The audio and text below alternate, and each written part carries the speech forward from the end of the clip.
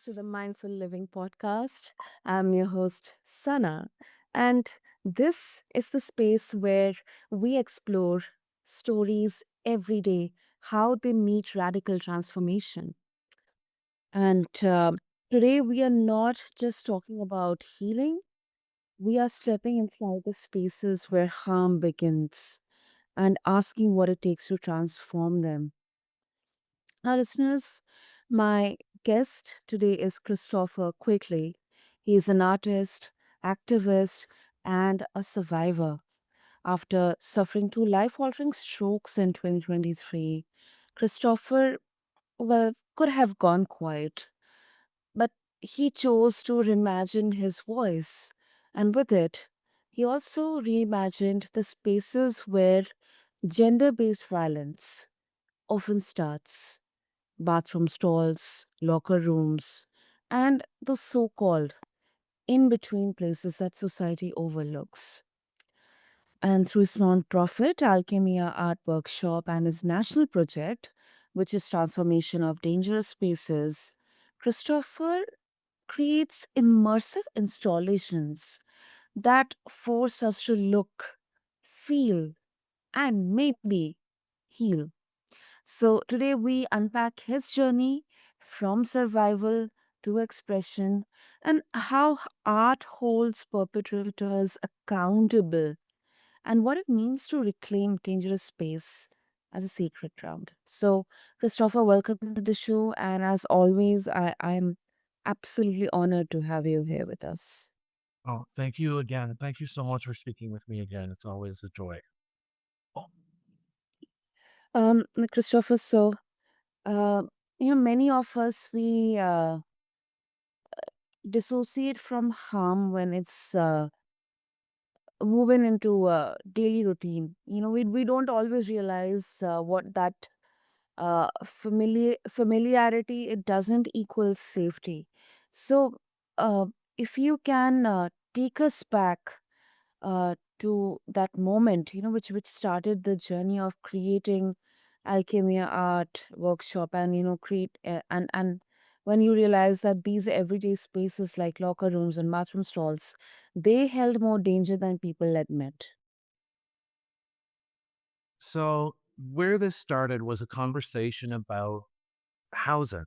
That's where this actual project began, and that's what my intent was, to help create a housing project that would um, help take a local space, a home where we had a woman that was murdered by her partner. Her name was Elaine Mosher.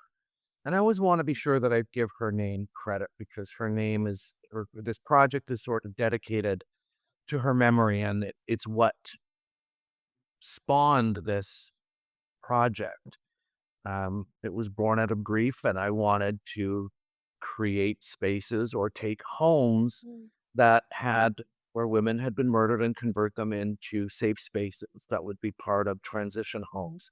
So women that were escaping their partners and needing a safe place, this would be a place where they could reintegrate. And I had met with Kellyanne Hamshaw, who is a local executive director of an organization here called um, Harbor House Transition Services. And we just spoke. We just started talking about a lot of systems. We started talking about the systems that fail men, the systems that fail women. We started talking about socialization, and how socialization of boys and socialization of women, and how women are socialized in response to how boys are socialized. And she asked me, she was very polite and said, we're very grateful for this proposal, but I've seen your history and I see what you're trying to do. Would you be interested in developing an art piece that would be geared towards boys, young men, and men, to acknowledge and reckon their own complicity and their own understanding of where they learn the vernacular and how they're socialized and where they learn the vocabulary? And I created it because I have a deep personal connection to the topic. It's not abstract, it's not distant for me, it's not metaphorical, it's historical, because those are the places where I learned and I actually had to think about, like, where I actually learned a lot of the jokes and the things and the misogyny that I had heard, and I was like, I learned this in the locker room, was with my sports team at school, and understood that, even the places where I was physically assaulted repeatedly was either in the boys' bathroom or in the locker room, where it was closed behind closed doors, and it was away from prying eyes, and had understood that this is a historical account. It's personal and it's close to home, and it's my lived experience.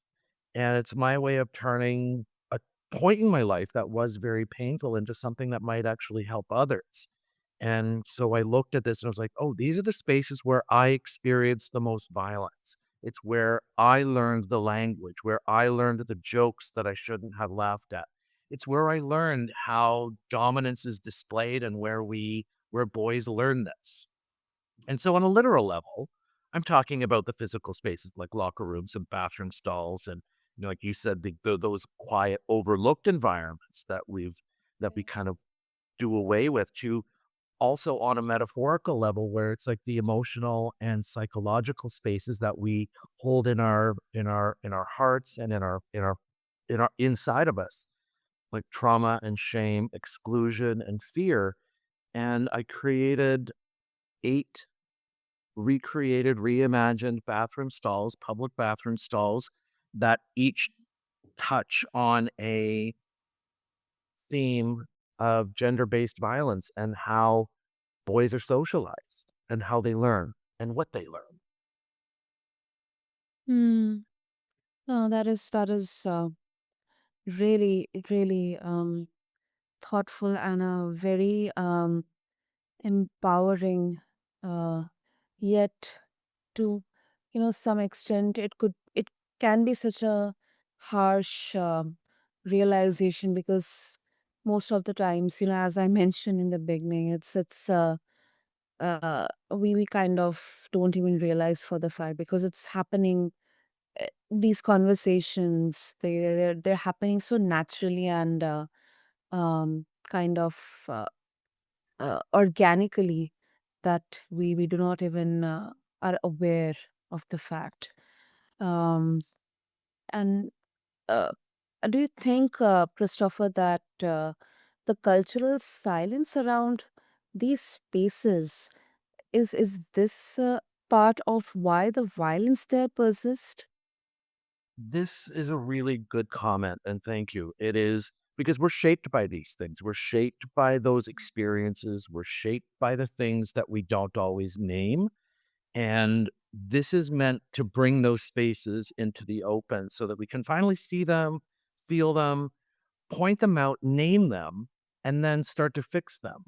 And I also have to kind of include that there are where we are in, as part of this piece, exploring the evolution of how these spaces, how they've evolved. When I was growing up as a young man, and we're talking, I'm 52 now, so we're going back, a few years, that was an analog, it was an analog education. We didn't have the internet at that time, so all the things and all the information was transmitted to us through an analog source.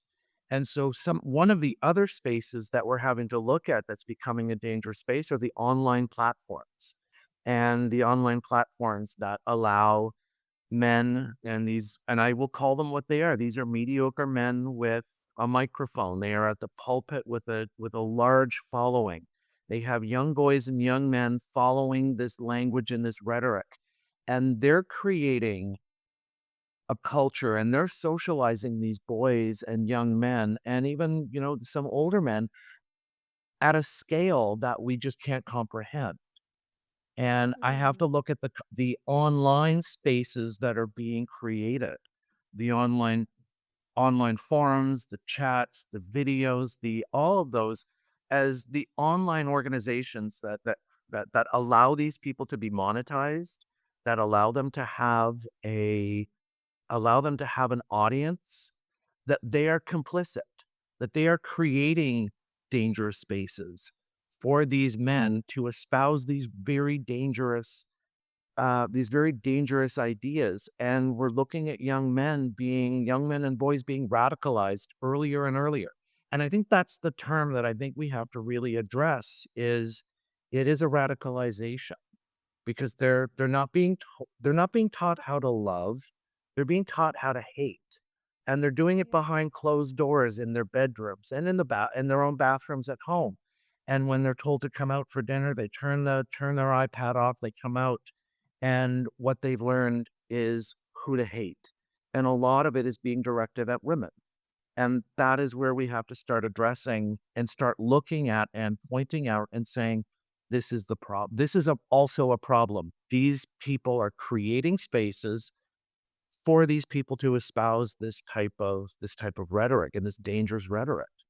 So we're looking at again both a metaphorical space and a literal space with these men having a pulpit that is addressing and having an audience of eager young men and boys that are just trying to figure out who they are. They're still too young and being told that women are the problem, and that's a problem. Yeah, that is striking. Unfortunately, I believe it's true. It's true, and uh, once again, I also absolutely agree. I mean, this couldn't make any more um sense and a whole relevance as well, Christopher. And also, you are taking spaces that people, they avoid talking about and putting them center stage. Once again, that eerie feeling, when suddenly you realize it and it kind of, the spotlight is on you. So did that ever feel exploitative or even dangerous for your audience or yourself? That's I think I need a bit of clarity on that question. I'm not sure I follow it entirely. What part is exploitative? Are you talking about the topic itself or the spaces that the spaces that I've chosen to explore? Yeah, I think it's about the topic itself. So we have a problem in Canada, and it's, you know, 1 in 3 women in Canada experience intimate partner violence. And in 2024, there was over 163,000 reported incidents. So that breaks it down to a little over about 350 a day, or about one every 4 minutes. And we had a mass shooting that was here, and 6 women that were killed in a very short period of time. And we have what was called the mass casualty report that came out. And one of the demands out of the mass casualty report was to have men step up and be more involved in solving this problem of intimate partner violence and gender based violence because this is a public health crisis and it's a justice issue. And that means that this is also, you know, incumbent on our local governments to take action. But it was very clearly spelled out by the authors of the mass casualty report that men should step up and take a more active approach. So this was my voice stepping into it. And just, you know, we've my history for the almost 20 years, I have fabricated more artworks for other people throughout my career. I have worked with some really amazing artists and architects and developers all over North America, helping them fabricate their pieces. And then when I got sick, when I had the stroke, well, 2 strokes, I was rewired differently when I came out of it.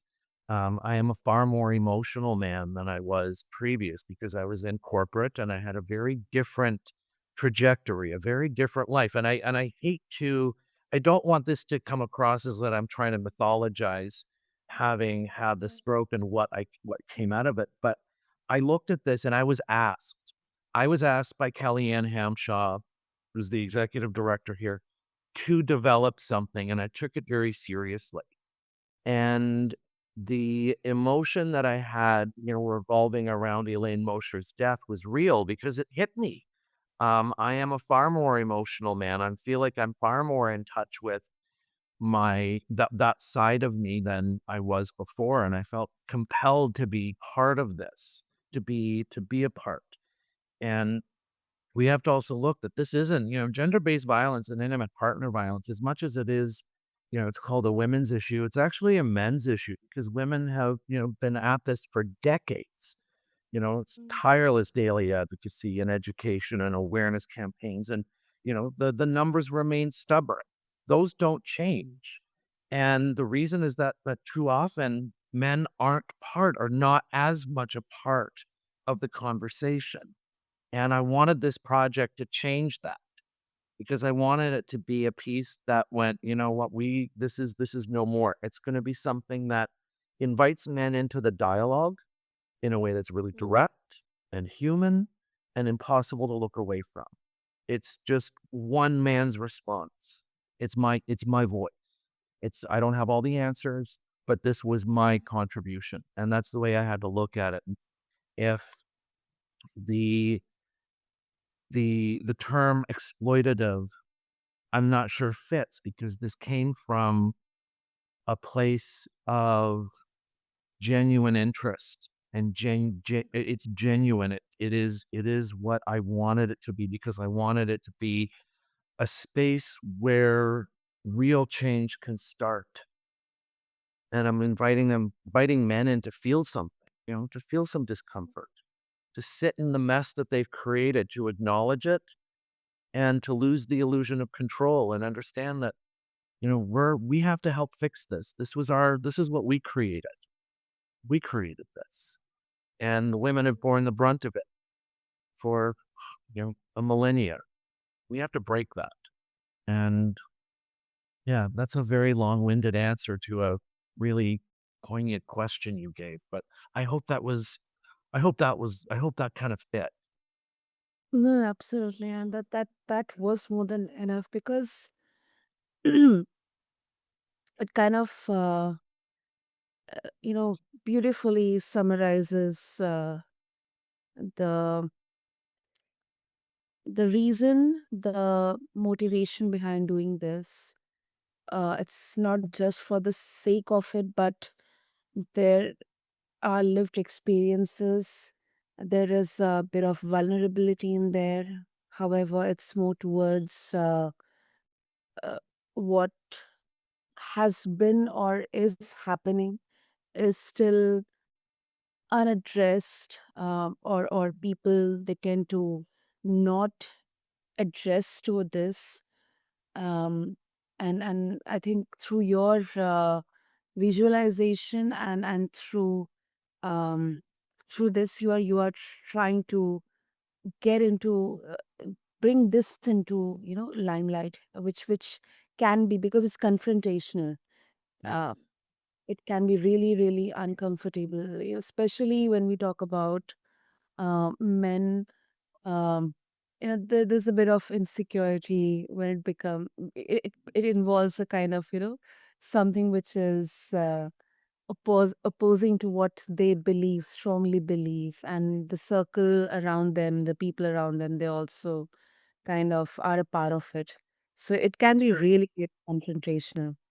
And it's meant to be it is meant to be because I will also wanna, mention that just because a woman reports violence doesn't mean that it ends. It only ends when men stop allowing it to happen. And that's the hard truth. That's the hard truth about this, and this project aims to tell it. It aims to be like, this is for you to understand where you're hearing this from and shun it. Like, though that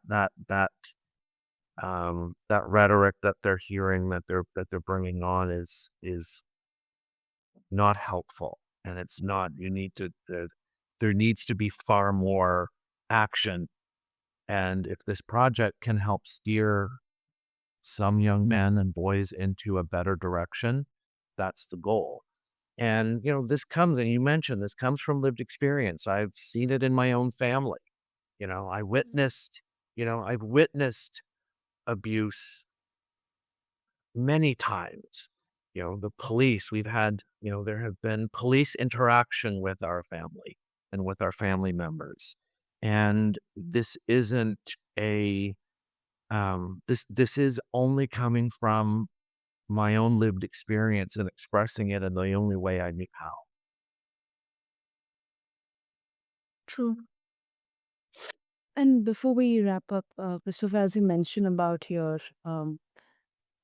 stroke and how it kind of, post stroke, it gave you that much needed emotional vulnerability in there, um, which I also believe, we often kind of it's kind of a more of a gender uh, based aspect that women are more emotional than men.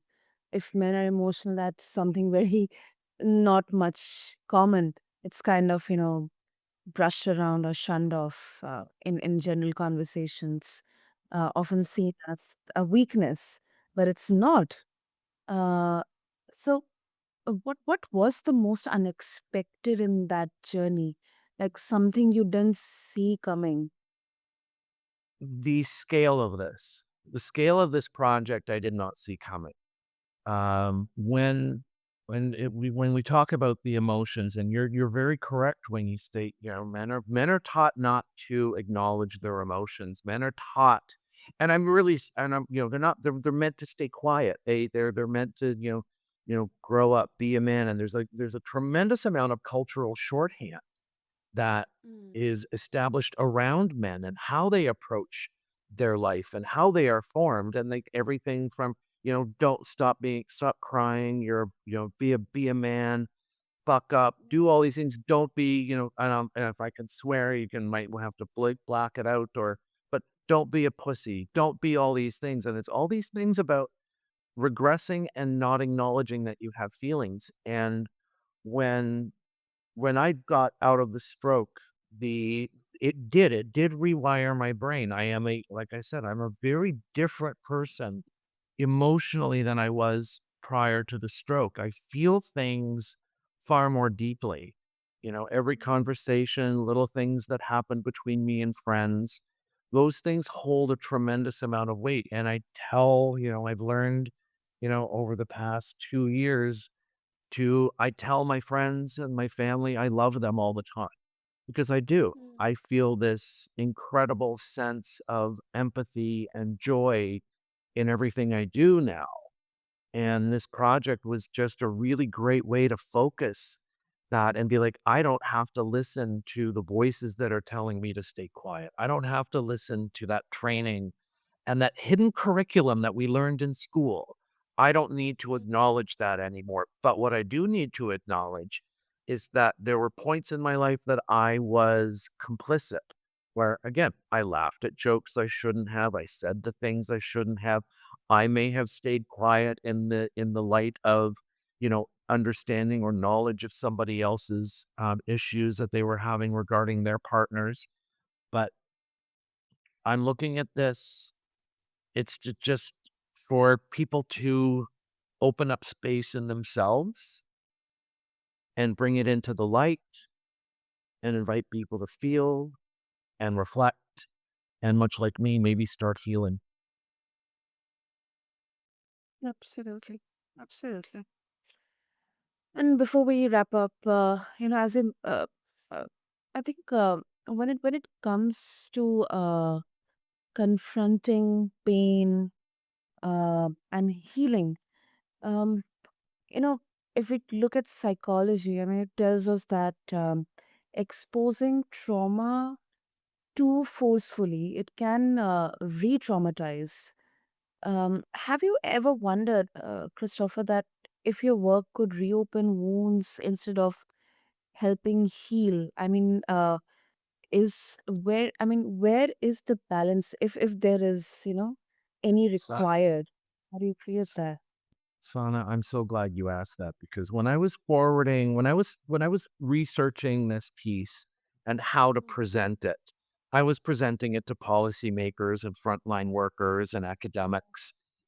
Yeah. And the amount of feedback that I got was amazing. It was all very positive. However, one piece of feedback that came back from one frontline worker, her name is Sue Bookchin. She is the executive director at the Be the Peace Institute, and she read through the entire, like the massive. It's a massive manifesto that has the 20 pages of detail about the piece itself. And she emailed me back and she's like, Christopher, I have had an incredibly visceral reaction to this. She goes, this just even reading it, she said, I had emotional reactions I wasn't expecting. And for me, I was like, this is fantastic. This is exactly what I wanted. And then as I read on, she's like, you need to incorporate some trauma informed practice with this piece because we can't be pushing these young men and boys into the deep end of the pool. And that was my take on this was like, we don't need to be led into this with, being having our hands held. I want it to be very, to the point of confrontational where I just push them in the pool. And with a number of people, our one of our local town councilors, Allison, she also said, you need to make sure that there's trauma informed practice. So with this piece, wherever it goes in Canada, we'll have trauma informed therapists at the beginning and at the end. So at the beginning, there's always going to be the explicit consent that this is what you're going to be going into because we have to kind of look at this as a modern day house of horrors. Like if you've ever been to a midway fair or carnival, there's the haunted house, and this is very similar to that. And so, but with this, I am having communities step up and provide trauma informed therapists that basically give people a preamble at the beginning. You need to understand what this is going to be so that there's an explicit consent being provided to us from the participants.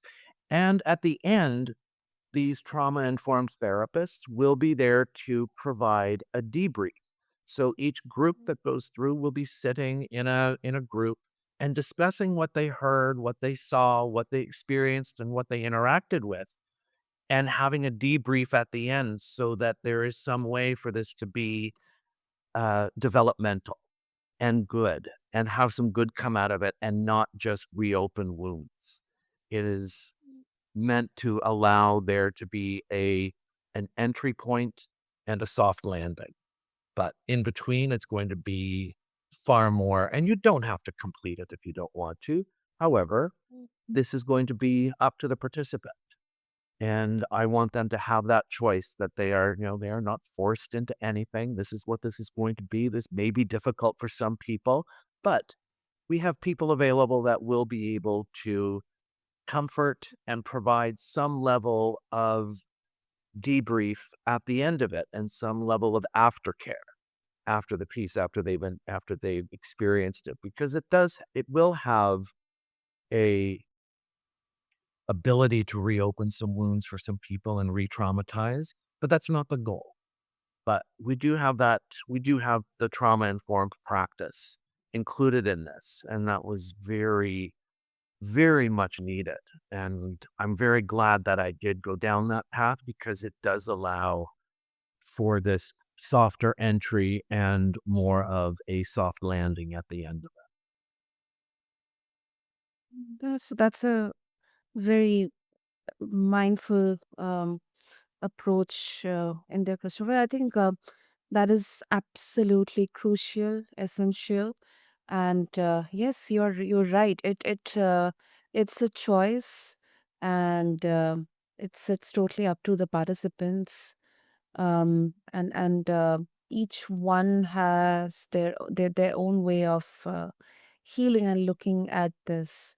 So I think I'm really glad that you have kind of uh, included everything, not only the experience, but before looking at the experience, exploring it, and then post having that experience as well. So it's quite a holistic and mindful approach to this. So, Christopher, before we wrap up, if our listeners they would like to check more about Alchemia Art Workshop and more about transformation through dangerous spaces, what would be the best way? So our website, the nonprofit organization that's producing this is one that I founded called Alchemia Art Workshop. And the links I guess I'll provide to you is alchemiaartworkshop.org. Um, our entire detail about the project is on there. All of our endorsements from across the country are on there, from our local politicians to federal politicians to municipal support. And the board of directors is on there. People are wanting to know who those folks are, but also how to donate, because we will be starting our fundraising campaign in earnest on August 1st, and there is access to our donor page on alchemiaartworkshop.org. And I can also provide a QR code, which allows people to access it far quicker with their phones. That's great. I'll make sure to have all the links in the show notes. And Christopher, thank you for trusting us with your story, your journey, um, one marked by survival, courage, and your unflinching honesty. And I also believe that your work through Alchemy Art Workshop, it flips the script. Dangerous spaces becoming places where dialogue, accountability, and healing, they can live, they can thrive. So thank you so much. It's always so wonderful to talk to you. It's always such a great experience. Thank you. Thank you, Christopher. And to all the listeners out there, if you are inspired, challenged, or even uncomfortable, lean into that. Let a voice you have long avoided grow louder, and find Christopher's tour dates, stories, and how to support or volunteer at alchemyartworkshops.org. Just refer to the show notes along with this episode. And until next time, I'm your host, Sana. Keep questioning, keep creating, and